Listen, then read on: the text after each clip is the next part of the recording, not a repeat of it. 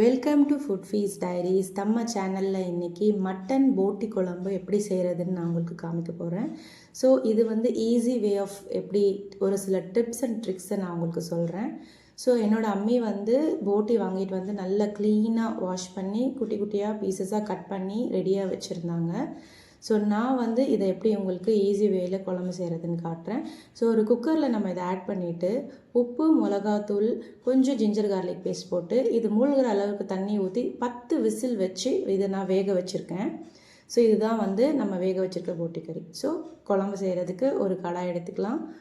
கொஞ்சம் oil add பண்ணி என்னோடய வீட்டில் இருக்க இந்த ரம்பம் லீஃபு இது வந்து நல்ல ஃப்ளேவர் கொடுக்கும். உங்களுக்கு வேணால் பட்டை லவங்கம் ஆட் பண்ணிக்கலாம். 150 கிராம்ஸ் அளவுக்கு சின்ன வெங்காயம் எடுத்திருக்கேன். இது கொஞ்சம் நல்லா கோல்டன் ப்ரௌன் ஆற வரைக்கும். இப்போது வந்து 2 tablespoon ginger garlic paste நம்ம ஆட் பண்ணிக்கலாம். இதுக்கு வந்து நான் வந்து 2 தக்காளி கட் பண்ணி வச்சுருக்கேன். உங்களுக்கு வேணும்னா பேஸ்ட் ஆட் பண்ணிக்கலாம். 2 க்ரீன் சில்லி கட் பண்ணி வச்சுருக்கேன். ஸோ இதை நல்லா மேஷ் பண்ணிவிட்டு கொஞ்சம் இதில் உப்பு சேர்த்துக்கலாம். சீக்கிரமாக இது மேஷ் ஆகிடும். இந்த ஸ்டேஜில் நம்ம ஸ்பைசஸ் ஆட் பண்ணிக்கலாம். ஸோ நான் வந்து மிளகாத்தூள், தனியாத்தூள், மஞ்சத்தூள், மிளகு சீரகம் தூள் இது எல்லாமே ஆட் பண்ணிக்கிறேன். மிளகு சீரகம் சோம்பு ரோஸ்ட் பண்ணி பவுடர் பண்ணி வச்சுக்கோங்க. அதுதான் அந்த மிளகு சீரகம் தூள். இதுதான் ஹைலைட்டான இந்த டிஷ்ஷுக்கு ஹைலைட்டானது அந்த மிளகு சீரகம் தூள். ஸோ இந்த ஸ்டேஜில் நான் கொத்தமல்லி, கருவேப்பிலை ஆட் பண்ணிக்கிறேன். நான் வந்து தேங்காய்க்கு பதிலாக கேஷ்யூ நட் தான் பேஸ்ட் பண்ண போகிறேன். உங்களுக்கு வேணும்னா நீங்கள் தேங்காய் ஆட் பண்ணிக்கலாம். ஸோ இந்த ஸ்டேஜில் நான் வேக வச்சுருக்க போட்டியை வந்து இந்த மசாலாவோட நல்லா மிக்ஸ் பண்ண போகிறேன்.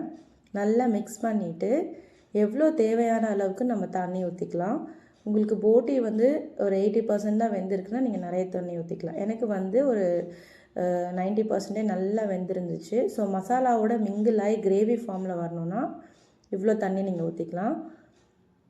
ஸோ இந்த ஸ்டேஜில் நான் கேஷ்யூ நட் பேஸ்ட் ஆட் பண்ணியிருக்கேன். கிரேவி வந்து இப்போ திக்காக ஆரம்பிச்சிருச்சு. உங்களுக்கு ரைஸ்க்கு, சப்பாத்திக்கு உங்களுக்கு கிரேவியோட கன்சிஸ்டன்சி எப்படி வேணுமோ அதுக்கேற்ற மாதிரி நீங்கள் வந்து ஆஃப் பண்ணிக்கலாம். ரைஸ்க்கு வந்து கொஞ்சம் திக்காக இருக்கணும். சப்பாத்திக்கெலாம் வந்து கொஞ்சம் செமி கிரேவியாக இருந்தால் நல்லாயிருக்கும். ஸோ அவ்வளோதாங்க, நம்மளுடைய சூப்பரான போட்டி குழம்பு ரெடி ஆகிடுச்சு. நீங்களும் வீட்டில் ட்ரை பண்ணி பாருங்கள். தேங்காய் வேணுனாலும் நீங்கள் இதில் ஆட் பண்ணிக்கலாம். ஸோ இது சூப்பரான யம்மியான போட்டி கிரேவி. நீங்களும் வீட்டில் ட்ரை பண்ணி பார்த்துட்டு எப்படி இருக்குன்னு சொல்லுங்கள். பாய்.